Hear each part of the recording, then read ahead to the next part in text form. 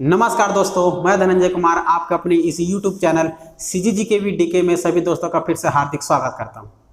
जैसे कि आप सभी जानते हो दोस्तों, मैं आप लोग का प्रयोगशाला परिचारक के अंतर्गत जो सिलेबस है पूरा कवर करते हुए सीरीज को पूरा आगे बढ़ाते हुए पूरा सिलेबस को कवर करना स्टार्ट किया था।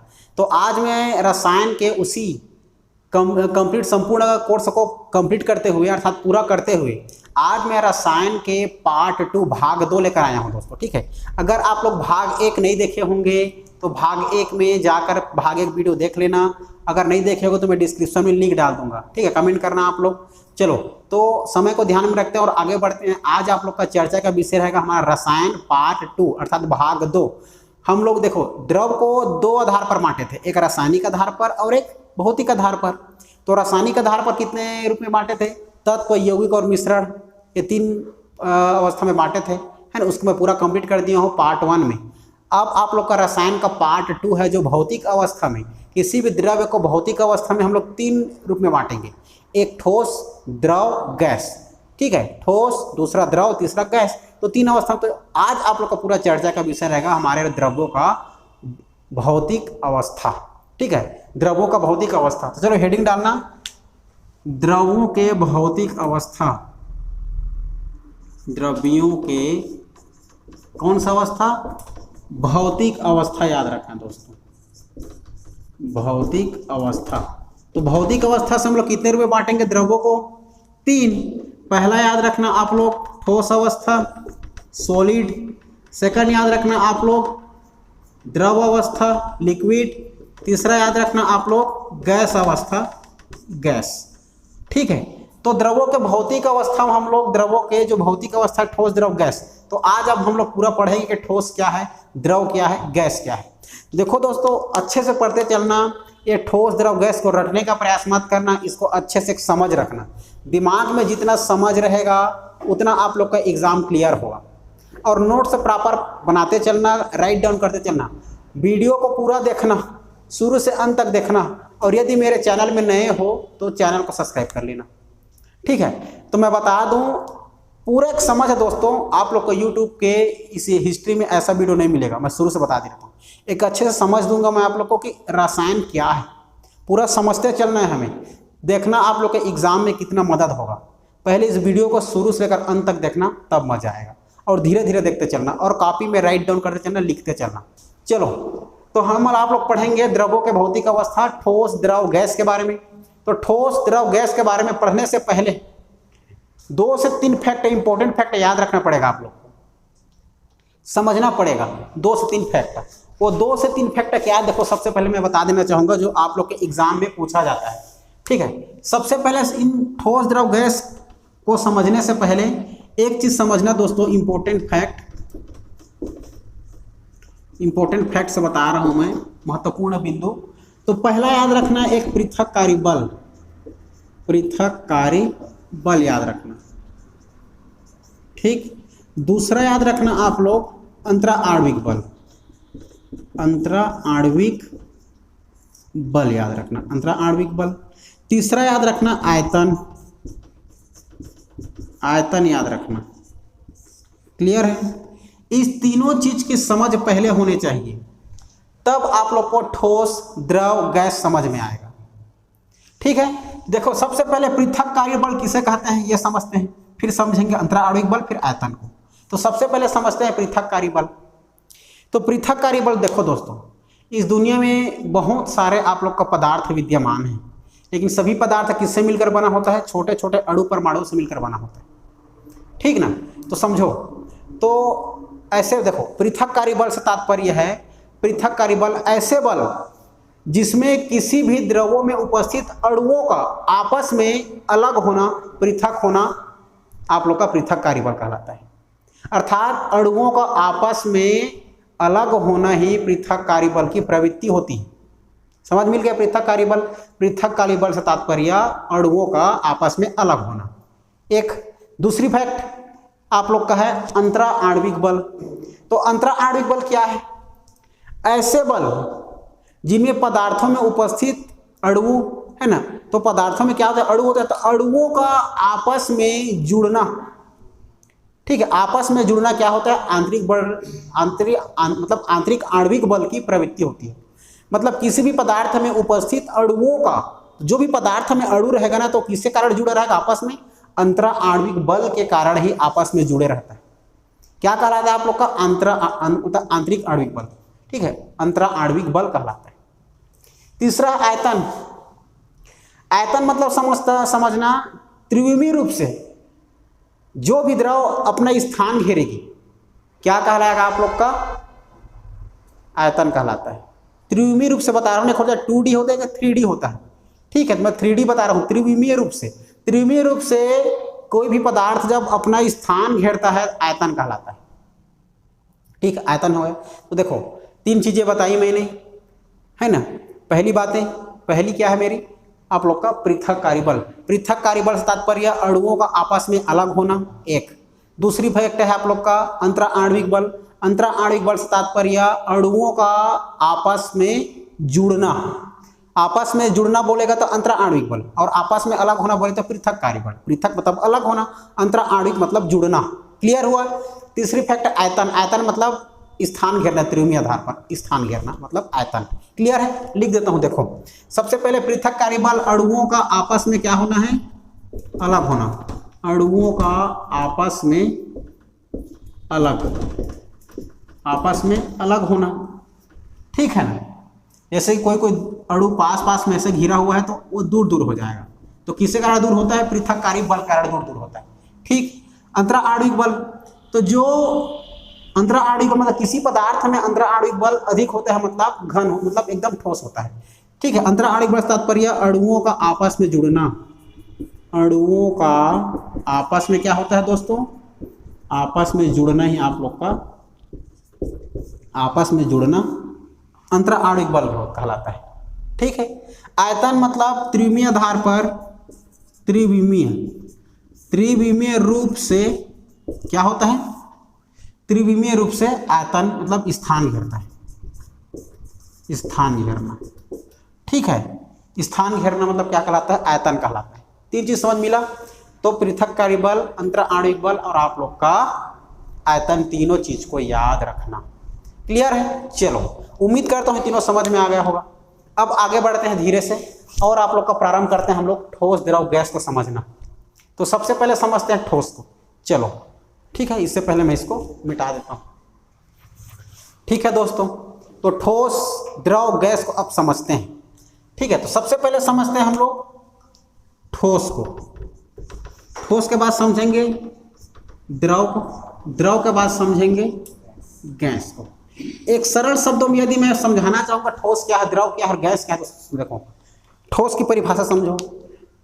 ऐसे द्रव्य जिनके अणु अंतरा आणविक बल के कारण आपस में जुड़े होते हैं, ठोस कहलाता है। ठीक है, इनका आकार निश्चित होता है और इसका आयतन भी निश्चित होता है, ठोस कहलाता है। जैसे कि बर्फ। द्रव की बात करें तो जिनमें ठोस की तुलना में अंतरा आणविक बल कम होगा तथा इनका आकार आप लोगों का अनिश्चित होगा, लेकिन आयतन क्या होगा, निश्चित होगा। याद रखना क्या बोला मैं, इसका आकार, द्रव के आकार क्या होगा आप लोग का, अनिश्चित होगा, अनिश्चित। ठीक है, और आयतन निश्चित होगा। द्रव मतलब पानी, उसका तो आप लोग का अनिश्चित रहता है ना भाई, आकार, जहां जैसा उसका क्षेत्र रहेगा, सतह रहेगा, उसी आकार लेगा ना वो द्रव। ठीक। गैस की बात करते हैं, इनका नहीं तो आकार निश्चित होगा, नहीं आयतन निश्चित होगा, दोनों चीज अनिश्चित होगा। आप लोग का आकार अनिश्चित और आयतन भी अनिश्चित होगा, किसमें, गैस में। तथा इसमें पृथककारी बल कार्य करेगा, क्योंकि ठोस और द्रव के तुलना में इनके जो अणु होंगे, गैस के जो अणु होंगे दूर दूर होते हैं, अलग हो जाते हैं, पृथककारी बल। चलो समझते हैं। देखो ठीक है, मान के चलो ये देखो, समझो ना, एक बर्फ है, बर्फ। ठीक है, ये बर्फ है, तो बर्फ के अणु किससे होते, कैसे होते हैं, आपस में अणु इसके पास पास होते हैं, तब तो ठोस है ना भाई, आपस में अणु क्या है, इसके पास पास है। जबकि देखा जाए द्रव मतलब हो जाए पानी। ठीक, ये तो आपका बर्फ हो गया, बर्फ। बर्फ का देखते हैं पानी, तो पानी जो रहता है आप लोग का, इसके जो अणु होता है ये किसके तुलना में आप लोग का बर्फ के तुलना में इसके अणु है थोड़ा दूर दूर होता है, अर्थात इसमें अंतरा आणविक बल थोड़ा कम होता है, ठीक ना, ये दूर दूर होता है पानी में। जबकि पानी के तुलना में अगर गैस के अणु देखें तो ये आप लोग का दूर दूर होता है, बहुत दूर दूर, ठीक है। गैस इसके अणु बहुत दूर दूर होता है, जबकि ये पास पास होता है थोड़ा, ठीक ना। तो गैस, तो देखो ये ठोस हो गया, ये द्रव हो गया, गैस हो गया। अब मैं परिभाषित के रूप में आप लोग को समझा रहा हूँ, अच्छे समझते चलना कि ठोस क्या है, द्रव क्या है, गैस क्या है। इतना में समझ आ गया होगा, तो सबसे पहले समझते हैं ठोस द्रव गैस क्या है। देखो सबसे बात करते हैं हम ठोस की, चलो बात करते हैं ठोस अर्थात सॉलिड की, ठीक है। याद रखना ठोस अर्थात सॉलिड। तो ठोस क्या है दोस्तों, आप लोग सबसे पहले समझो। देखो ऐसे पदार्थ जिनके अणु आपस में जुड़े होते हैं, जिनके अणु आपस में जुड़े होते हैं। तो जुड़ने वाली बात आ गई दोस्तों, जुड़ने वाले आपस में जुड़े होते हैं, तो किसके कारण जुड़े होंगे, दिमाग लगाओ तो अंतरा आणविक बल अधिक होगा ना भाई। तो जिनके ऐसे पदार्थ जिनके अणु आपस में जुड़े हुए होते हैं, जुड़े हुए होते हैं, ठीक है, जुड़े हुए होते हैं, तो किनके कारण अंतरा आणविक बल अधिक होगा, तब तो जुड़ेगा। अंतरा आणविक बल अधिक होता है, क्लियर है दोस्तों। अर्थात अंतरा आणविक बल के कारण, अंतरा आणविक का तात्पर्य होता है आपस में जुड़ना, इसीलिए अंतरा आणविक बल अधिक होता है किसमें, ठोस में, ठीक है। इसके आकार जो है, ठोस की जो आकार है क्या होता है, निश्चित होता है। क्या होता है, आकार निश्चित होता है, आकार निश्चित होगा ठोस का। मान के चलो देखो ये आपका बर्फ है, बर्फ पर दो पार्ट में कर दूंगा, फिर भी दो पार्ट में कर दूंगा तो एक पार्ट का भी उसका आकार यहाँ रहेगा, दूसरा का भी आकार यहाँ पर रहेगा, उसका आकार तो निश्चित रहेगा ना भाई। चाहे कोई ईंट को ले लूंगा मैं, ईंट, इसको ईंट समझ लो, ईंट को दो भाग में करूंगा मैं, तो एक भाग का ईंट यहाँ, एक भाग का ईंट यहाँ, इसका आकार तो निश्चित रहेगा ना, ठीक है ना। देखो अगर बात करते हैं हम लोग, आकार तो हो गया, देखो इसके बाद देखते हैं आयतन की। आयतन भी निश्चित होता है, तो आयतन किसको बोलते हैं बताया, जो स्थान घेरता है। तो ये तो इतना ही स्थान घेरेगा ना, ये भी इतना ही स्थान घेरेगा, जितना है वो 1 kg का स्थान घेरेगा। दो भाग में इसको मैं तोड़, इसको 3-4 भाग कर दूं, तो एक भाग जहां पर जाएगा उसका आयतन घेरेगा, जैसा वैसा उसका स्थान घेरेगा। वो सब एक साथ मिला दूंगा तो लास्ट में आकर के वो एक ईंट ही बन जाएगा, तो उतना ही स्थान घेरेगा वो। तो अर्थात जहां भी ले जाओ इसका आकार निश्चित ही रहेगा, इसका ठोस का, और आयतन भी क्या होगा, निश्चित होगा। और इसमें आंतरिक आणविक बल कितना होता है, सबसे अधिक होता है। तो जहां पर अंतरा आणविक बल अधिक हुआ मतलब अणु का आपस में जुड़ना होगा, ज्यादा एकदम घन से रूप से जुड़े रहेगा, ठीक है। ये हो गया आप लोग का क्या हो गया, ठोस हो गया, ठोस का समझ हो गया। तो ऐसे पदार्थ है जिनके अणु आपस में अंतरा आणविक बल के कारण जुड़े होते हैं तथा जिनके आकार और आयतन निश्चित होते हैं, ठोस कहलाता है। एग्जाम्पल में ले सकते हो ठोस पदार्थ, ठीक है, आप लोग को बर्फ, ईंट, पत्थर, ये सभी ठोस पदार्थ, क्लियर। चलो अब आगे बढ़ते हैं द्रव की। देखो द्रव क्या है,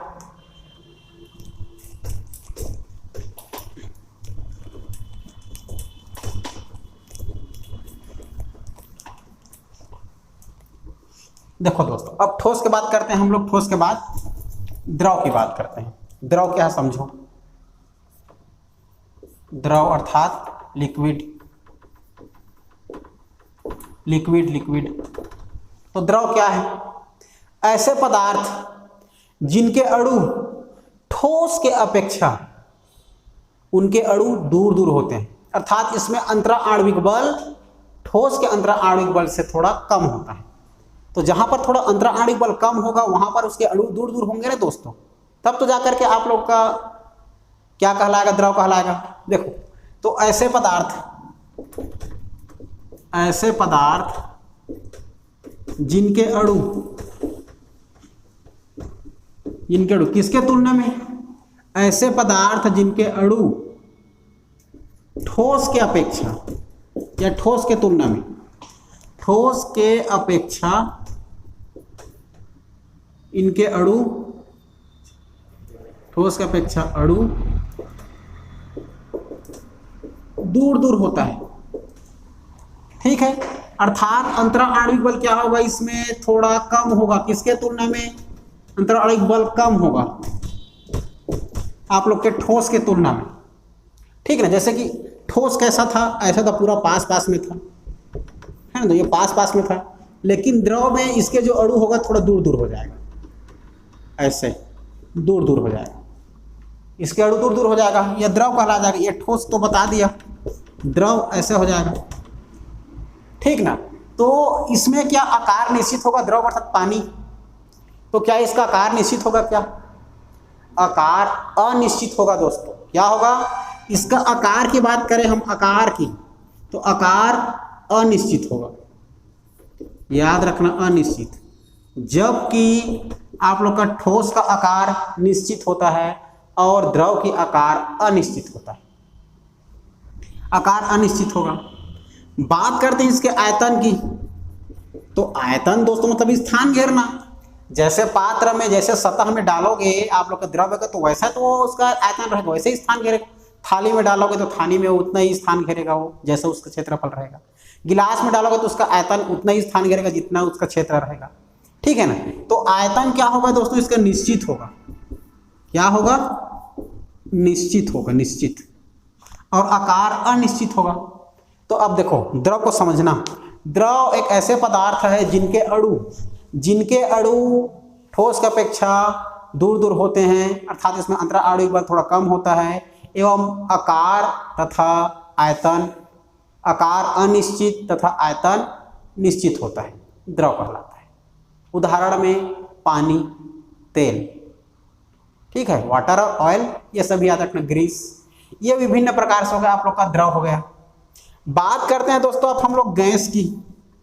तो गैस में दोस्तों इसके अणु और बहुत बहुत दूर हो जाएंगे, अर्थात इसमें पृथककारी बल काम करेगा।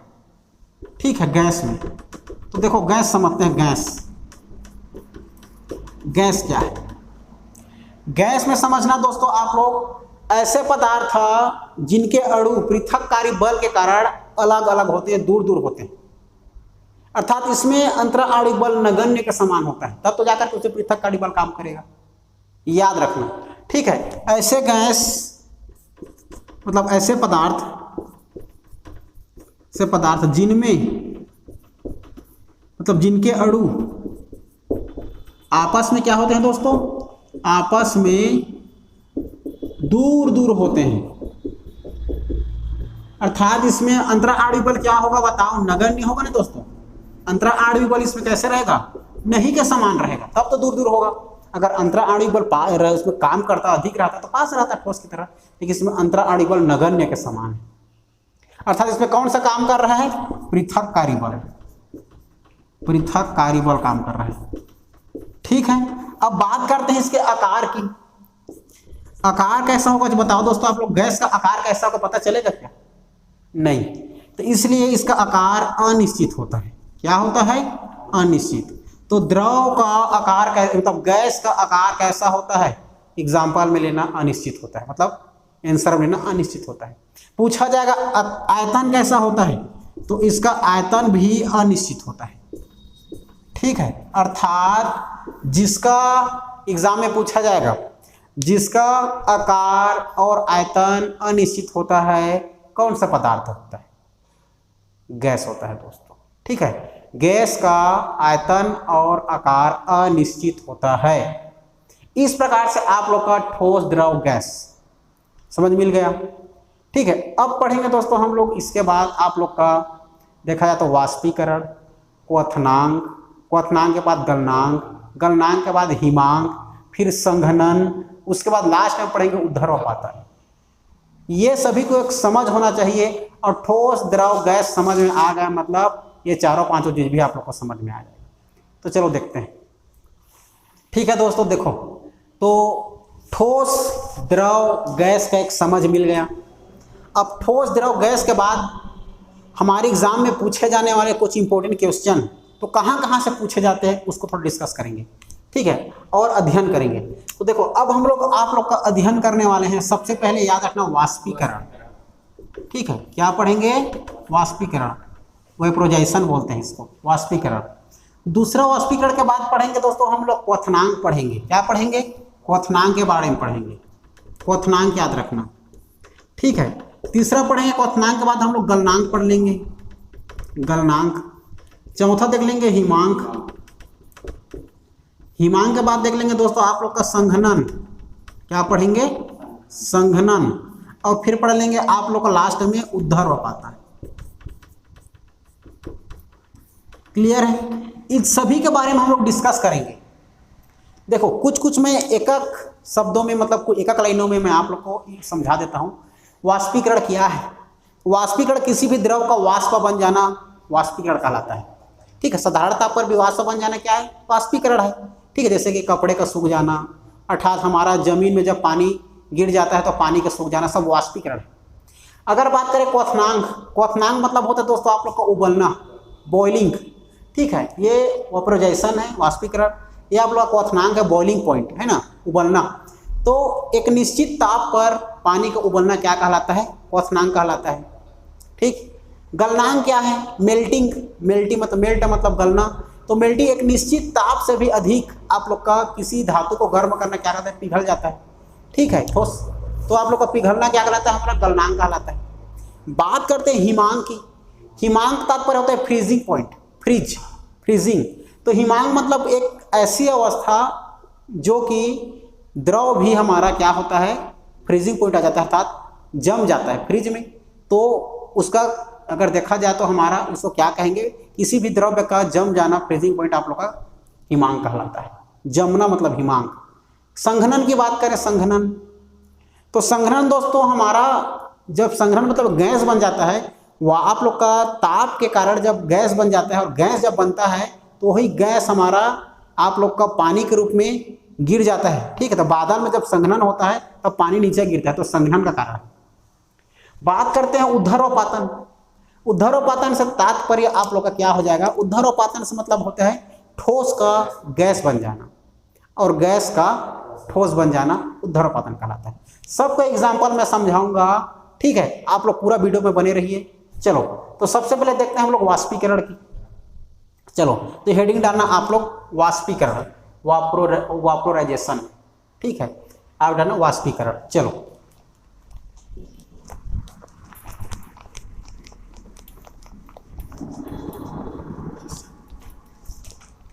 ठीक है दोस्तों, तो वाष्प आप लोग का वाष्पीकरण याद रखना। देखो वाष्पीकरण क्या है?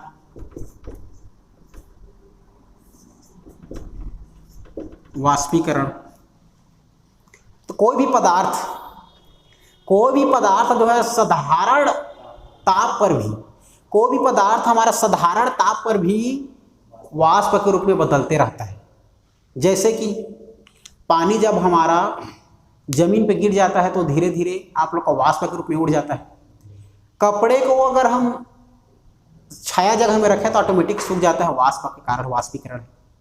मटकी पर पानी ठंडा हो जाता है, वाष्प के कारण, वाष्प उसमें वाष्प निकलते रहता है, ठीक। ये सभी एग्जाम्पल वाष्पीकरण का। देखो तो ये वाष्पीकरण को समझे, वाष्पीकरण क्या है? तो ऐसे पदार्थ, तो साधारण ताप पर भी, ऐसे पदार्थ जो साधारण ताप पर भी द्रव्य वाष्प के रूप में क्या हो जाता है? हाँ, वाष्प के रूप में परिवर्तन हो जाता है, परिवर्तन, ठीक है। परिवर्तन होना क्या कहलाता है? वाष्पीकरण है दोस्तों, ठीक है। वाष्पीकरण है, समझ में आया? साधारण ताप मतलब सिंपल ही ताप, हम लोग अभी लाइफ जो जी रहे हैं ना वो साधारण ताप में। तो साधारण ताप पर भी किसी द्रव्य का वाष्प के रूप में परिवर्तन हो जाना क्या कहलाता है? वाष्पीकरण कहलाता है।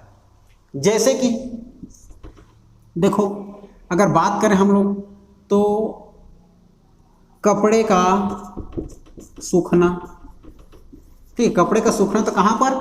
छाया में, छाया स्थान में कपड़े का सूख जाना आप लोग का क्या है? एक वाष्पीकरण के रूप में है, ठीक है। अगर बात करें हम लोग इसके बाद एग्जांपल और ले लें तो जब पानी हमारा सतह पर गिर जाता है तो पानी का सूखना, ठीक है। पानी का सूखना, ये सभी आप लोग का क्या है, वाष्पीकरण है। पसीना का सूख जाना, बॉडी में हमारा है ना, पसीना का सूखना वाष्पीकरण है। समझ रहे हो? अब देखो, अब ये सब तो हम समझ रहे हैं, लेकिन रियल में क्या है अब समझना। अब देखो, हमारा मान के चलो, ये डिपेंड करता है आप लोग का। एक देखो, मैं एक गिलास पानी लेता हूं, एक गिलास पानी, ठीक है। देखो, ये आप लोग का गिलास है, एक गिलास में पानी ले लिया, तो पानी का सूखना बोला हमें। तो पानी देखो आप लोग का कितना आपका क्षेत्रफल में है, कितना आयतन में घेरा है। तो ये इसको मैं सूखने के लिए छोड़ दूंगा तो कितना लग सकता है, 1 महीना लग सकता है, 1 महीने से ज़्यादा लग सकता है, 2 महीने भी लग सकता है, ठीक है ना। लेकिन मैं इसको एक थाली में कर दूँ तो, एक थाली में अच्छे से रख दूँ तो, इसको थाली में मैं उंडेल दूंगा तो जल्दी सूख जाएगा, जल्दी वाष्पीकरण हो जाएगा। थाली का जगह में मैं इसको और कहीं सतह में, जमीन में उलट दूं, जमीन में, तो जमीन में मैं जब पानी को उंडेल दूंगा तो वो जल्दी आप लोग का सूखेगा कि ये थाली वाला जल्दी सूखेगा कि आप लोग का गिलास वाला? गिलास में तो बहुत समय लगेगा भाई, क्योंकि इसका गहराई भी देख सकते हो ज़्यादा है, आयतन ज़्यादा है। इसमें जैसे आयतन परिवर्तन हो जा रहा है, देख रहे हो। उसको थाली में किया तो थाली में थोड़ा सा खुला हुआ मिल जाएगा थोड़ा और उसको जब मैं जमीन पर पूरा बिखेर दूंगा तो और जल्दी सूख जाएगा, ठीक है ना भाई। तो याद रखना, मतलब जैसे हमारा द्रव्य में वाष्प, जितना वाष्प अधिक वाष्प बढ़ेगा, वाष्प कैसे बढ़ेगा, क्षेत्रफल, ठीक है। तो जितना क्षेत्रफल अधिक होगा किसी द्रव्य का, है ना, उतना उसका क्या बढ़ेगा, वाष्पीकरण बढ़ेगा, ठीक है दोस्तों। तो वाष्पीकरण, तो किसी द्रव्य का वाष्पीकरण का बढ़ना, है ना, तो वाष्पीकरण का बढ़ना मतलब समझ रहे हो, वाष्पीकरण का बढ़ना। तो वाष्पीकरण का बढ़ना से तात्पर्य आप लोग का क्षेत्रफल का भी बढ़ना, अर्थात सतह का बढ़ना। जितना सतह क्षेत्रफल बढ़ेगा उतना वाष्पीकरण होगा, क्लियर है। और जितना उसका वाष्पीकरण होगा उतना वो ठंडा होगा, क्लियर। क्योंकि ठंडा क्यों होगा, क्योंकि अपना जो वाष्प है, जैसे अपना वाष्प, जो द्रव्य अपना वाष्प किसको देता है, वातावरण को दे देगा। तो वातावरण को जैसे ही देगा तो ठंडा होगा ना भाई। जैसे कि मान के लो हमारे पास बॉडी में बहुत सारे पसीना निकलता है, तो पसीना निकलेगा तो जैसे वाष्प होगा वो तो वाष्प को वातावरण को दे देता है, तो हमें शीतलता महसूस होती है, ठंडा महसूस होता है, ठीक है। अर्थात जितना ज़्यादा आप लोग का, जितना वाष्पीकरण बढ़ेगा, वाष्पीकरण बढ़ेगा, जितना वाष्पीकरण बढ़ेगा उतना द्रव्य क्या होगा आप लोग का, ठंडा होगा, ठंडा, क्लियर है, समझ में आ रहा है वाष्पीकरण। तो अगर एग्जांपल के रूप में देखें तो सबसे पहले मटकी का, जो मटकी में जो पानी रहता है, मटकी का पानी जो है हमारा ठंडा क्यों रहता है, मटका में जो पानी रहता है ना, मटकी बोलते हैं, मटका बोलो, तो मटकी में जो पानी रहता है वो ठंडा क्यों होता है, क्योंकि उसमें जो मिट्टी का बर्तन बना होता है, तो मिट्टी में बर्तन में बना होता है तो उसके और थोड़ा दूर दूर होता है, अर्थात उसमें वाष्पीकरण होता है। तो वाष्पीकरण होता है मतलब सोखता है, अर्थात कहीं ना कहीं थोड़ा थोड़ा, तो वाष्पीकरण होता है तो ठंडा रहता है, ठंडा। लेकिन स्टील के बर्तन में रखोगे तो ऊपर में ही थोड़ा सा ठंडा रहेगा, बाकी अंदर आप लोग का देखोगे तो गर्म रहेगा। क्यों? क्योंकि उसमें वाष्पीकरण होगा ही नहीं, वो तो ऊपर से ही ढका रहता है और आप लोग को गर्म रहता है, ठीक है। तो जिसमें वाष्प होगा उसमें जितना वाष्पीकरण बढ़ेगा उतना क्या होगा, आप लोग का ठंडा होगा। कपड़े का सूखना, छाया में कपड़े का सूखना, तो कपड़े में भी छाया में भी हमारा कपड़े सूख जाता है, तो वाष्पीकरण के कारण। अगर बात करते हैं पसीने का सूख जाने से शीतलता का महसूस करना, आप लोग का किसका उदाहरण है, वो वाष्पीकरण का उदाहरण। समझ आ रहा है ये चीज? तो इस प्रकार से आप समझ सकते हो हमारा वाष्पीकरण। वाष्पीकरण के बाद देखते हैं दोस्तों हम लोग क्वथनांक देखते हैं। चलो क्वथनांक देखते हैं, ठीक है दोस्तों। वाष्पीकरण समझ मिल गया, वेपोराइजेशन। अब देखते हैं आप लोग का हम लोग क्वथनांक, बॉइलिंग पॉइंट, अर्थात बॉइलिंग, उबलना से तात्पर्य क्वथनांक होता है। तो हेडिंग डालना आप लोग क्वथनांक, ठीक है। क्वथनांक से तात्पर्य होता है उबलना, ठीक है दोस्तों, बॉइलिंग लिख देता हूँ। उबलना या उबालना को हम क्वथनांक कहते हैं आप लोग के रासायनिक भाषा में। ठीक है, चाहे भौतिक अवस्था बोलो चाहे भौतिक रसायन में बोलो, आप लोग का रसायन से शब्दों में हम लोग बॉइलिंग को क्या बोलते हैं, क्वथनांक बोलते हैं। क्लियर है? तो चलो, तो देखो दोस्तों, क्वथनांक, क्वथनांक क्या है?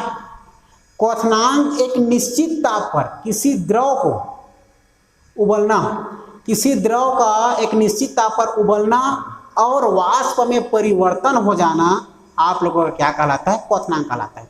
एक निश्चित ताप पर उबलेगा, ठीक है ना, जैसे कि 100 सेंटीग्रेड में हम उबालेंगे पानी को तब तो उबलेगा, एक निश्चित ताप में उबलेगा ना भाई। और निश्चित ताप में उबलेगा तो किसमें परिवर्तन होगा, वाष्प में परिवर्तन होगा। ठीक, चलो समझाता हूँ। क्वथनांक क्या है? तो क्वथनांक समझना आप लोग, है ना, किसी द्रव्य का, किसी भी द्रव्य एक निश्चित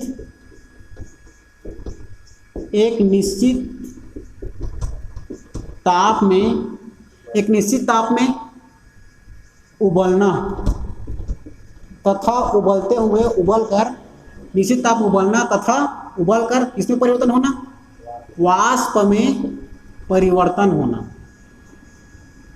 वाष्प में परिवर्तन होना क्या कहलाता है आप लोग का, क्वथनांक कहलाता है, या क्वथनांक है, बॉइलिंग पॉइंट है, बॉइलिंग। समझ में आया? किसी द्रव का एक निश्चित ताप पर उबलना और उबलकर वाष्प में परिवर्तन होना क्या कहलाता है, क्वथनांक कहलाता है। क्लियर है? जैसे कि देखो, एक पात्र में पानी है और इसको हम लोग क्या कर देंगे, उबाल देंगे, नीचे से आग लगा देंगे, ठीक है, और इसको उबाल देंगे तो एक निश्चित ताप पर 100 सेंटीग्रेड ताप पर क्या होगा, ये उबलेगा। 100 सेंटीग्रेड क्या करेगा, उबलेगा, उबलेगा। इसमें 100 सेंटीग्रेड, एक निश्चित ताप पर 100 सेंटीग्रेड ताप पर उबलेगा, ठीक है ना। तो उबलेगा कैसे में उबलेगा, इधर से दाब दे रहे ना, दाब, जितना दाब बढ़ेगा मतलब जितना आग बढ़ेगा, अर्थात दाब अर्थात प्रेशर,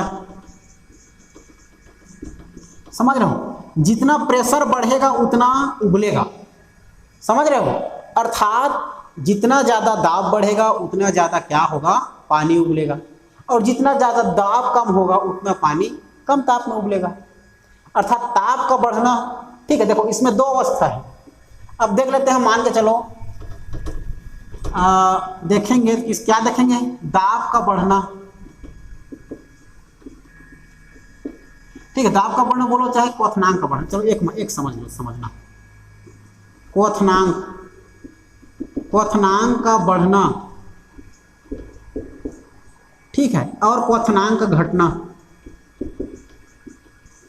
क्वथनांक का घटना। तो देखो क्वथनांक का बढ़ना और घटना क्या है, क्वथनांक का बढ़ना अर्थात उबाल बिंदु बढ़ना, ठीक है, उबाल बिंदु का बढ़ना। तो जितना उबाल बिंदु बढ़ेगा उतना उसका ताप भी तो बढ़ेगा ना, ताप ज्यादा लगेगा, और ताप किसके कारण मिलेगा, उसको दाब के कारण, जितना दाब दोगे है ना, दाब प्रेशर, तो ताप बढ़ेगा ना भाई, तो ताप ज्यादा लगेगा, तब तो उसका उबाल बिंदु बढ़ेगा, और उबाल बिंदु बढ़ेगा तो उसका क्वथनांक का मान बढ़ना कहलाएगा।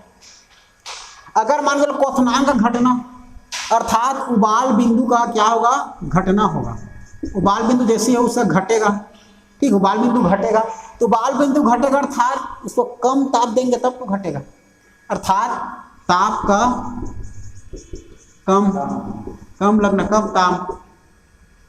कम ताप का होना, कम ताप में पानी का उबाल क्या होगा, कम होगा, अर्थात क्वथनांक कम होगा, ठीक है ना। अर्थात जितना ताप होगा अर्थात दाब होगा, जितना ताप अर्थात दाब, हम जितना प्रेशर देंगे उतना उबलेगा, और जितना हम लोग कम करेंगे उतना कम होगा, अर्थात दाब और क्वथनांक दोनों एक समानुपाती होता है। क्या बोला मैं, कहने का तात्पर्य दाब और आप लोग का हमारा क्वथनांक क्या होता है, दोनों समानुपाती होता है, ठीक है। समानुपाती मतलब समान, जब जब भी हम किसी पदार्थ को गर्म करने के लिए दाब बढ़ाएंगे तब तब उसका क्वथनांक भी बढ़ते जाएगा, जितना दाब का मान रहेगा उतना क्वथनांक का भी मान रहेगा, जितना क्वथनांक का मान रहेगा उतना आप लोग का दाब का भी मान होगा, जितना दाब बढ़ाएंगे उतना क्वथनांक होगा, मतलब उतना उबलेगा। समझ रहे हो? तो दाब का मान आप लोग का किस पर निर्भर रहता है? आप लोग का क्वथनांक पर। और क्वथनांक का मान किस पर निर्भर रहता है? आप लोग का दाब पर। तो मतलब क्वथनांक मुख्य रूप से दाब पर निर्भर करता है। जितना दाब दोगे, प्रेशर दोगे, उतना आप लोगों का क्वथनांक बढ़ेगा। तो total all boiling point dependent to your pressure, मतलब पूरा प्रेशर दबाव आप लोग का दाब पर पूरा निर्भर रहता है क्वथनांक। देखो एग्जाम में क्या पूछा जाता है, हमारे प्रेशर कुकर में खाना जल्दी पकता है जबकि सिंपल पतीला में कम। तो भाई जब उसमें प्रेशर, हम जितना प्रेशर देते हैं उसमें प्रेशर ज़्यादा लगता है। पानी गर्म करते हैं, जैसे कि हम प्रेशर कुकर में खाना पीना डाल देते हैं, मतलब उसमें दाल डाल देते हैं और पानी को गर्म करते हैं। तो गर्म करेंगे तो उसमें प्रेशर जितना बढ़ाएंगे तो उसका जो दाब है, इधर से दाब बढ़ रहा है और पूरा दाब उसी में रुक जा रहा है, उसका वाष्प भी रुक जा रहा है, तो उसका प्रेशर तो बढ़ेगा ना। तो दाब के कारण इसमें एक निश्चित ताप से, मान के चलो एक पतीला है, इस पतीला में समझो पतीला है और एक कुकर है, तो इसमें एक निश्चित ताप है 100%, इसमें पानी उबल रहा है। लेकिन प्रेशर कुकर में एक निश्चित ताप से अधिक ताप होता है, मतलब अधिक दाब होता है उसमें। ठीक, इसमें 100 सेंटीग्रेड दाब लग रहा है, तो उसमें 120 से 130-140 लग सकता है। 120 से 30 ताप होगा, उसमें प्रेशर होगा। तब तो जितना ज़्यादा प्रेशर होगा उतनी जल्दी खाना उबलेगा। बताया ना मैं, जितना क्वथनांक बढ़े, मतलब क्वथनांक का बढ़ना था, वो उबाल बिंदु बढ़ेगा तो दाब ज़्यादा लगेगा। तो जितना ताप लगेगा उतना उसका प्रेशर, उतना दाब बढ़ेगा, है ना। तो जो सामान्य ताप पर, सामान्य ताप में पतीला में 100% में वो उबलेगा ही, तो थोड़ा लेट लगेगा। लेकिन इसका दाब प्रेशर बढ़ा देंगे तो 100 से 120-130 प्रेशर में पूरा उबल रहा है, तो खाने इसमें जल्दी पकता है ना भाई। क्लियर है? इसलिए कुकर में दाब अधिक होने के कारण, प्रेशर कुकर में हमारा दाब क्या होता है, कुकर में आप लोग का दाब अधिक होने के कारण उसमें खाना जल्दी पक जाता है। क्लियर है? दूसरा क्वेश्चन पूछा जाता है कि जब हम, मतलब एक पर्वतरोही आप लोग का पर्वत पर चढ़ता है तो उसके नाक से ब्लड क्यों बहता है? देखो इसका भी नियम क्या है। हम लोग अभी सामान्य ताप में है, सामान्य ताप वातावरण, हमारा सामान्य वातावरण में, मतलब हमारा ब्लड प्रेशर जो बीपी है सामान्य ताप चल रहा है। लेकिन जैसे जैसे पर्वत पर चढ़ना स्टार्ट करेंगे हम लोग, जैसे ही पर्वत पर चढ़ेंगे तो पर्वत जितना ऊपर चढ़ते जाओगे तो दाब कम होते जाता है। ठीक है, हम लोग को सामान्य, हमारा बॉडी सामान्य ताप पर है, लेकिन ऊपर में तो दाब आप लोग का कम हो रहा है। नीचे में सामान्य ताप है और दाब भी हमारा सामान्य है, तो दाब सामान्य है, ऊपर चढ़ते जाते हैं तो दाब और कम होते जाता है, जिससे पर्वत में दाब कम होता है और हमारा जो बॉडी का जो प्रेशर, जो दाब होता है वातावरण अर्थात पर्वत के तुलना में हमारा जो प्रेशर होता है वो अधिक हो जाता है। तो हमारा प्रेशर जब अधिक हो जाता है, बीपी जब अधिक हो जाता है वातावरण अर्थात पर्वत के वातावरण के तुलना में, इसीलिए हमारा नाक यहाँ पर नाजुक रहता है, वो फट जाता है थोड़ा सा और ब्लड यहाँ से बहना शुरू हो जाता है। इसीलिए पर्वतरोही का, ठीक है, पर्वतरोही का दाब अर्थात प्रेशर वातावरण के तुलना में ऊपर में अधिक हो जाता है, इसलिए दाब अधिक होने के कारण ब्लड नाक से बहने लगता है। समझ मिला दोस्तों? अर्थात ऊपर में दाब कम होता है और उसके तुलना में हमारे जो बॉडी की जो ताप होती है, वो दाब जो होती है वो बढ़ जाता है, इसीलिए आप लोगों का नाक से ब्लड आ जाता है। ये क्लियर हो गया? एक और क्वेश्चन एग्जाम में पूछा जाता है, क्या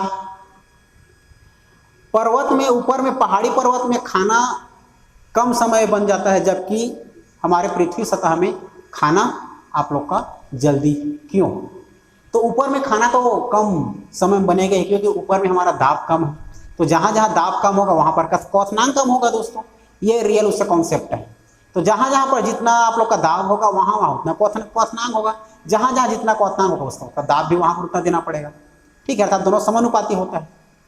ठीक है, देखो एक चीज़ बता रहा हूँ, यह है आप लोग का पृथ्वी का सतह, यह पृथ्वी का सतह है। यहाँ पर पृथ्वी का सतह में आप लोग का सामान्य ताप होता है। क्या होता है? सामान्य ताप होता है। क्लियर है? जबकि ऊपर में जाओगे, जितना ऊपर जाते जाओगे तो आप लोग का ये ताप दाब सामान्य दाब होता है ना भाई, सामान्य दाब। नीचे जमीन में आप लोग का सामान्य दाब होता है, जब ऊपर जाते हैं पर्वत पर जैसे जाएंगे तो दाब क्या हो जाएगा? कम हो जाएगा। लेकिन समुद्र सतह में आके तो हम लोग हमारा क्या हो जाता है, आप लोग का दाब आप लोग का बढ़ जाता है। ठीक है, दाब क्या हो जाता है, बढ़। तो एग्जाम में पूछा जाता है पृथ्वी के नीचे अर्थात सतह में जैसे जाएंगे समुद्री सतह में जाएंगे तो दाब बढ़ेगा या घटेगा करके, तो दाब बढ़ेगा अर्थात क्वथनांक भी आप लोग का क्या होगा, बढ़ेगा।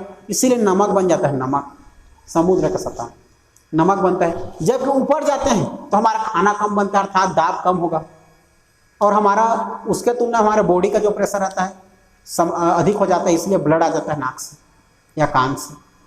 ठीक ना, याद रखना सामान्य ताप दाब को, ये हो गया। इस प्रकार से दोस्तों आप लोग का एक समझ पूरा क्वथनांक, आशा करता हूँ क्वथनांक समझ मिल गया होगा। अब हम लोग देखेंगे इसके बाद क्वथनांक के बाद आप लोग का देख लेंगे, क्या देख लेंगे, गलनांक देखते हैं दोस्तों। तो चलो आगे बढ़ते हैं और गलनांक देखते हैं। ठीक है दोस्तों, तो आप लोग को क्वथनांक समझ में मिल गया। अब हम लोग क्वथनांक के बाद अगला पढ़ते हैं, आप लोग का क्या था, क्वथनांक के बाद क्या था दोस्तों, गलनांक। तो हम लोग अब देखते हैं आप लोग का गलनांक। गलनांक मतलब होता है आप लोग का बॉइलिंग पॉइंट, गलनांक मतलब मेल्टिंग पॉइंट। क्या होता है, मेल्टिंग, मेल्ट मतलब पिघलना। ठीक ना, तो गलनांक समझते हैं, गलनांक क्या है। ठीक है, देखो तो किसको चीज़ को गलाएंगे हम लोग, जो चीज़ ठोस रहेगा उसी को द्रव बनाएंगे दोस्तों, उसी को मेल्ट करेंगे, उसी को पिघलाएंगे। तो एक निश्चित ताप पर या जिस ताप पर ठोस पदार्थ द्रव में परिवर्तन होता है आप लोग का गलनांक कहलाता है। ठीक है, क्या कहलाता है, गलनांक कहलाता है। क्या बोला मैं, देखो तो जिस ताप पर ठोस पदार्थ, ठीक है, ठोस पदार्थ जिस ताप पर, और वो ताप कौन सा ताप है देख लो, तो जिस ताप पर वो 120 ताप हो सकता है, उसका दाब हो सकता है 180 भी हो सकता है, जिस ताप पर पिघलेगा ना मतलब मेल्टिंग होगा, है ना, गलेगा। तो जिस ताप पर ठोस पदार्थ द्रव अवस्था में परिवर्तन होगा। ठीक है, तो जिस ताप पर, अब वो जिस ताप पर, कौन से ताप पर, वो ताप कितना है उसको समझना पड़ेगा। तो जिस ताप पर ठोस पदार्थ किसमें परिवर्तन होगा, द्रव अवस्था में परिवर्तन होगा, मतलब ठोस से द्रव, अर्थात सिल्वर को हम ज्यादा ताप दे करके उसको पिघलाएंगे तो द्रव अवस्था में पिघल जाएगा, लोहा को गर्म करेंगे तो पिघल जाएगा। ठीक है ना, उसी प्रकार बोल रहे हैं ठोस अवस्था जिसमें परिवर्तन होना, द्रव में परिवर्तन होना। तो जिस ताप पर ठोस का द्रव में परिवर्तन होना क्या कहलाता है आप लोग का, गलनांक कहलाता है। तो जिस ताप पर ठोस का द्रव में परिवर्तन होना गलनांक कहलाता है या गलता है। फिर से बोल रहा हूँ, जिस ताप पर ठोस का द्रव में गलेगा अर्थात ठोस से द्रव में परिवर्तन होगा गलनांक कहलाता है। ठीक है दोस्तों, मेल्ट होगा, याद रखना। तो देखो, तो जिस ताप पर, तो जिस ताप पर नियत रहता है, नियत ताप पर ठोस का द्रव में परिवर्तन क्या कहलाता है, गलनांक कहलाता है। ठीक है, नियत ताप पर, तो जिस नियत ताप पर वो कितना ताप है हम लोग को नापेंगे तब पता चलेगा। ठीक है, तो याद रखना। अब देखो इसमें गलनांक का दो प्रभाव हो सकता है, मतलब दो स्थिति हो सकती है। एक गलनांक बढ़ सकता है, बढ़ेगा, गलनांक का बढ़ना, एक गलनांक का घटना। ठीक दोस्तों, घटना मतलब घटना। तो गलनांक बढ़ना से क्या तात्पर्य है, तो गलनांक बढ़ना से तात्पर्य दोस्तों उसका समय में बढ़ना होता है।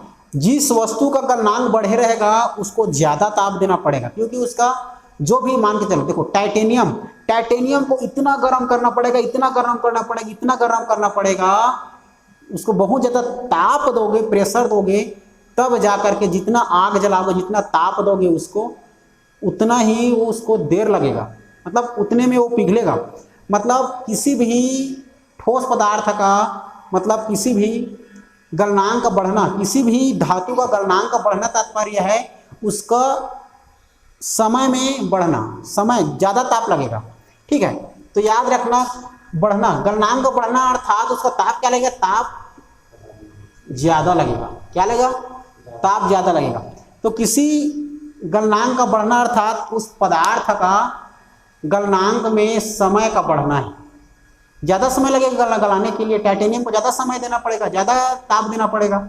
जितना ज़्यादा समय तक ताप दोगे तभी उसका गलनांक कम होगा। ठीक है ना दोस्तों। तो ठीक है, याद रखना गलनांक का बढ़ना से तात्पर्य है आप लोग का ताप ज़्यादा देना। क्लियर है, याद रखना इसको।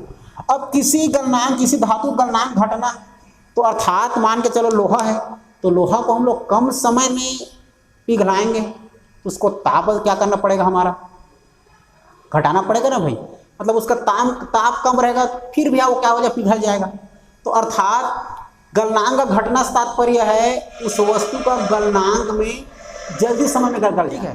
तो किसी धातु का मतलब गलनांक का घटना, तो गलनांक का घटना मतलब उसमें समय का घटना, उसको कम समय में गलना। ठीक है, और कम समय में कैसे गलेगा वो, क्योंकि हम उसको ताप कम देंगे, फिर भी गल जाएगा, तो कम ताप देंगे।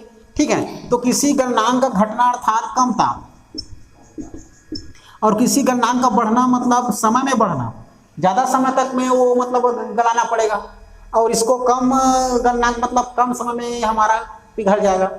ठीक है, तो याद रखना किसी भी गलनांक का बढ़ना तात्पर्य है उसको ज़्यादा समय तक गलाना, तो ज़्यादा ताप देना पड़ेगा, तब तो ज़्यादा समय तक पिघलेगा, मतलब में ज़्यादा समय में होगा दोस्तों। ठीक है, याद रखना उसको। और किसी गलनांक का घटना अर्थात उसके समय में गए हमारा किसी धातु का गलनांक, तो कम समय में गल जाएगा, तो हम लोग उसका कम ताप में भी देंगे तब तो गलेगा, उसमें ज़्यादा ताप देना पड़ेगा। तो उसके क्योंकि ज़्यादा ताप उसी को देंगे जिसका गलनांक बढ़े रहेगा, तो गलनांक बढ़े रहेगा मतलब उसका समय बढ़े जा रहेगा। ठीक ना, ज़्यादा समय में गलना मतलब उसका ज़्यादा ताप देना, बस इस बात को याद रखना। अब देखो मान के चलो शुद्ध मतलब ये टाइटेनियम का गलनांक क्या रहता है, इसका गलनांक ज़्यादा होता है, मतलब इसको ज़्यादा समय तक हमें क्या करना पड़ेगा, पिघलाना पड़ेगा। ठीक है, ज़्यादा समय में हमें क्या देना पड़ेगा, ताप देना पड़ेगा ज़्यादा समय तक, इसलिए ताप ज़्यादा देना पड़ेगा। अगर घटना है उसका तो कम ताप है, तो कम ताप में भी हम उसको क्या कर सकते हैं, तो लोहा, याद रखिए कम ताप में भी हम लोहा को क्या कर सकते हैं, हम लोग का पिघला सकते हैं। ठीक है, शुद्ध लोहा को ज़्यादा आप लोग का ताप देना पड़ेगा क्योंकि उसका गलनांक ज़्यादा होता है। शुद्ध लोहा का गलनांक ज़्यादा होता है। ठीक है, उसको ज़्यादा समय तक हमें क्या देना पड़ेगा, ताप देना पड़ेगा। और हमारा अशुद्ध लोहा का गलनांक कम होता है, उसको हम लोग कम ताप भी देंगे फिर भी वो पिघल जाएगा, क्योंकि उसका समय कम में पिघलेगा वो। क्लियर है दोस्तों, ये याद रखिए। इस प्रकार गलनांक हो गया। अब गलनांक के बाद देखते हैं हम लोग आप लोगों का संघनन। याद रख लो, संघनन से पहले हिमांक देख लेते हैं। हिमांक देखते हैं, फिर संघनन देखेंगे, फिर संघनन के बाद आप लोग का ऊर्ध्वपातन देखेंगे। चलो अब हम लोग हिमांक देख लेते हैं, फिर संघनन देखेंगे, फिर आप लोग का ऊर्ध्वपातन। ठीक है दोस्तों, अब हम लोग समझ लेते हैं आप लोग क्या क्या समझ गए। देखो मैं बता रहा हूँ, पहले हम लोग वाष्पीकरण समझे, फिर क्वथनांक समझे, क्वथनांक के बाद आप लोग तीसरा क्या समझे, हम लोग गलनांक समझे। अब चौथा समझते हैं आप लोग का हिमांक। देखो हम लोग समझ लेते हैं आप लोग का हिमांक मतलब होता है फ्रीजिंग पॉइंट। ठीक है, फ्रीज, तो सब फ्रीज में पानी रखते हो दोस्तों, जानते हो बर्फ बन जाता है, तो फ्रीजिंग तात्पर्य 0 सेंटीग्रेड। 0 सेंटीग्रेड में आप लोग का द्रव जो है ठोस में बदल जाता है। किससे बदल जाता है, द्रव हमारा किस में बदल जाता है, जो द्रव पदार्थ है वो ठोस में बदल जाता है। ठीक है, तो द्रव का ठोस में बदलना क्या है, आप लोग का हिमांक है। एक 0 सेंटीग्रेड में आप लोग का जितना हमारा 0 सेंटीग्रेड में आप लोग रहोगे तो एकदम फ्रीज, एकदम ठंडा हो जाएगा। ठीक, एकदम बर्फ की तरह जम जाएगा। ठीक है, वो जमना आप लोग का फ्रीजिंग होना, जमना हिमांक कहलाता है। ठीक है, जमना ही हमारा क्या है, हिमांक। ठीक है, तो 0 सेंटीग्रेड में आप लोग का क्या हो जाएगा, 0 सेंटीग्रेड में आप लोग का किसी द्रव का ठोस में परिवर्तन होना हिमांक कहलाता है, जमना। ठीक है, जमना से तात्पर्य आप लोग का 0 सेंटीग्रेड में कोई भी पदार्थ जम जाता है ना भाई, पानी जम जाएगा आप लोग का 0 सेंटीग्रेड में, ठंडा होकर के बर्फ बन जाएगा। ठीक है, हिमालय में जाकर देखना, सियाचिन ग्लेशियर में पूरा बर्फ ठंडा रहता है, उधर 0 सेंटीग्रेड में आप लोग का जो पानी रहता है क्या बन जाता है, बर्फ बन जाता है। ठीक, इसलिए ठंडा रहता है, ठंडा में ना भाई 0 सेंटीग्रेड। अब हम लोग देखते हैं हिमांक के बाद देख लेते हैं आप लोगों का, हिमांक के बाद संघनन। हिमांक के बाद क्या देखते हैं दोस्तों, संघनन। संघनन याद रखना। तो संघनन क्या है देखो, संघनन का मतलब वाष्प का ठंडा होकर के, वाष्प का ठंडा होकर के द्रव में बदल जाना, अर्थात पानी में। तो देखो याद रखना, मतलब किसी भी गैस का, किसी भी गैस का, ठीक है, गैस का ठंडा होकर, गैस का ठंडा होकर, ठंडा होकर द्रव में बदल जाना, द्रव में बदल जाना, समझना, द्रव में परिवर्तन होना। तो हमारा संघनन क्या है, गैस का ठंडा होकर मतलब है ना, गैस ठंडा होकर पानी में बदल जाएगा। जैसे कि हम लोग खाना पकाते हैं, तो खाना पकाते हैं तो हम लोग हंडी में क्या रहता है आप लोग का, ऊपर में उसका ढक्कन रहता है ना, पराई जिसको बोलते हैं, तो ढक्कन रखते हैं। तो देखने उसको उठा के देखना, जैसे उसको बाहर करोगे तो आप लोग का जो उसमें वाष्प के कारण उसमें गैस जम जाएगा। गैस वाष्प से, जैसे वाष्प तो गैस बन जाता है आप लोग का, जैसे ढकना को हम लोग ढके रहते हैं खाना पर पकाते हैं तो गैस बन जाता है। तो गैस ऐसे जैसे हम लोग उसके जो ढक्कन को बाहर तरफ निकालते हैं तो वो ठंडा होकर के सब पानी की तरह निकल जाता है। जैसे ही निकालोगे तो गैस किस में बदल जाता है आप लोग का, वाष्प, उसका जो गैस जो है वाष्प में बदलता है ना, वाष्प के कारण हमारा ठंडा होता है तो पानी में बदल जाता है, ठीक है ना। तो पानी का बदलना, तो गैस का है ना, गैस का वाष्प के कारण, गैस का वाष्प के कारण किस में परिवर्तन होना, पानी में परिवर्तन होना हम लोग का संघनन कहलाता है। गैस का द्रव में, किसके कारण, वाष्प के कारण। तो चलो देखो, तो याद रखना, गैस का ठंडा होकर, गैस का ठंडा होकर द्रव में बदलना क्या कहलाता है, पानी। जैसे कि वर्षा, वर्षा का होना, ठीक है। हमारा पूरा बादल जो है, आप लोग का पूरा बादल में गैस भरा है, पूरा बादल किसमें, गैस भरा है। लेकिन जैसे ठंडे का मौसम आता है थोड़ा, है ना, उधर दूसरे एरिया देश में, जैसे उसका प्रभाव पड़ता है, तो जैसे ही हमारा वर्षा का होना मतलब ऊपर में गैस है, तो गैस ठंडा होगा, क्या हो जाएगा, गैस ठंडा हो जाएगा आप लोग का 0 सेंटीग्रेड मान के ऊपर में। तो जैसे ही ठंडा हो जाएगा आप लोग का, तो जैसे ही ठंडा होगा हमारा, तो ये ठंडा होगा तो होकर तो क्या बन जाएगा, पानी बन जाएगा। तो पानी बनकर कहाँ गिरेगा आप लोग का, जमीन में गिरता है ना भाई, ठीक है ना। या शीत भी समझते हो, शीत, शीत हमारे एक प्रकार गैस धुंधला दिखता है, वो शीत ठंडा होकर के किस में गिरता है, नीचे पानी बनकर आप लोग का जमीन पे गिरता है ना। तो वर्षा का होना आप लोग का संघनन का कारण है। संघनन के कारण क्या होता है, वर्षा होता है। अगर देखना किसी ठंडे पानी को, एकदम ठंडे पानी को हम लोग किसी बॉटल में डालते हैं, तो उस बॉटल के ऊपर में एक आप लोग का गैस बन जाता है, और वो गैस जैसे ही उसको इधर करोगे तो पानी के तौर पर आप लोग का इधर पानी बन जाता है। वो गैस क्या बन जाता है, पानी बन जाता है। याद है ना, जैसे कि अब फ्रिज के पानी को एकदम तुरंत किसी बोतल में डाल के देखना है तो उसके बाहरी तरफ पे क्या आ जाएगा आप लोग का, छोटा छोटा गैस की तरफ आ जाएगा, ठीक है, एकदम ठंडा, बाहर में अलग तरह से शीत के टाइप आ जाएगा, और वो गैस किसमें बदल जाएगा, ठंडा होकर के फिर आप लोग का पानी में बदल जाएगा। ये हो गया। इस प्रकार से आप लोग का संघनन होता है। क्लियर है। अब संघनन के बाद देखते हैं हम लोग ऊर्ध्वाधर। चलो देखते हैं, ठीक है दोस्तों। अब आप लोग को हमारा क्या समझ मिल गया, आप लोग का इसके संघनन समझ मिल गया। अब संघनन के बाद क्या देखते हैं आप लोगों का, संघनन के बाद देखते हैं आप लोग का क्या हो जाएगा, लास्ट टाइम अंतिम ऊर्ध्वाधर, सब्लिमेशन। तो ऊर्ध्वाधर याद रखना, ऊर्ध्वाधर मतलब सब्लिमेशन।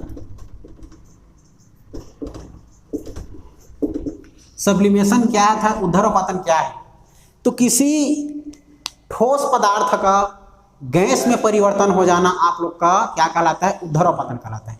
ठोस का गैस में परिवर्तन होना या गैस का सीधा ठोस में परिवर्तन होना, ठीक ना। इसमें द्रव का कोई स्थान नहीं है दोस्तों। देखो सीधा मान के चलो, ठोस पदार्थ का किसमें परिवर्तन होना, ठोस का आप लोग का गैस में परिवर्तन होना, ठीक है।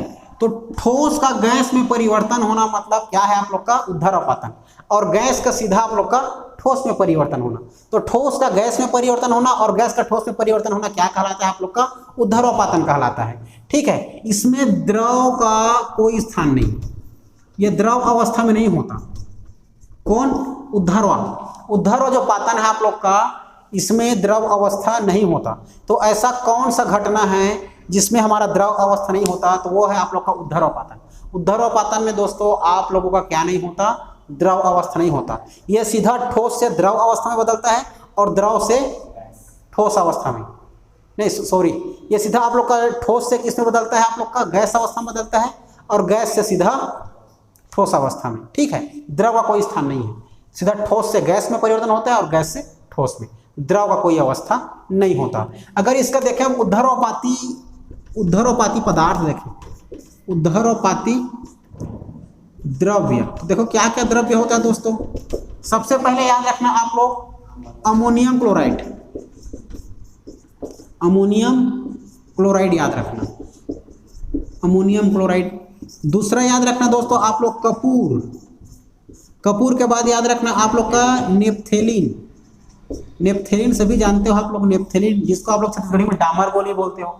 ठीक है, जो कपड़े में रख दिए रहते हो सुगंधित होगा करके, कपूर याद रखना, नेपथेलिन। ये हमेशा कपूर जो आप लोग का ठोस अवस्था में होता है और ये गैस बन जाता है, नेपथेलिन भी गैस बनकर उड़ जाता है। ठीक है, इसके बाद याद रखना आप लोग और क्या याद रख सकते हो, ठीक है, आयोडीन, क्या याद रखते हो, आयोडीन, आयोडीन जानते हो ना, नमक, आयोडीन। फिर एंथ्रासिन, एंथ्रोसिन बोल सकते हो, एंथ्रोसिन। ये सभी आप लोग का हमारा उद्धरोपातन वाला पदार्थ होता है, उद्धरोपाती पदार्थ। ठीक है दोस्तों, इस प्रकार से आप लोग का टोटल में समझा दिया, क्लियर है। उम्मीद करता हूँ ये वीडियो अच्छा लगेगा, और यदि अच्छा लगेगा तो लाइक सब्सक्राइब शेयर जरूर करना दोस्तों, क्योंकि इससे हमें क्या मिलती है, मोटिवेशन मिलती है। फिर मिलेंगे दोस्तों हम लोग अगले पार्ट में, अगले चैप्टर में। ठीक है, फिर अब मैं आप लोग से क्या लेना चाहूँगा, विदा लेना चाहूँगा, अपने वाणी को विराम देना चाहूँगा। फिर मिलते हैं अगले वीडियो में, तब तक के लिए जय हिंद, जय भारत, जय छत्तीसगढ़।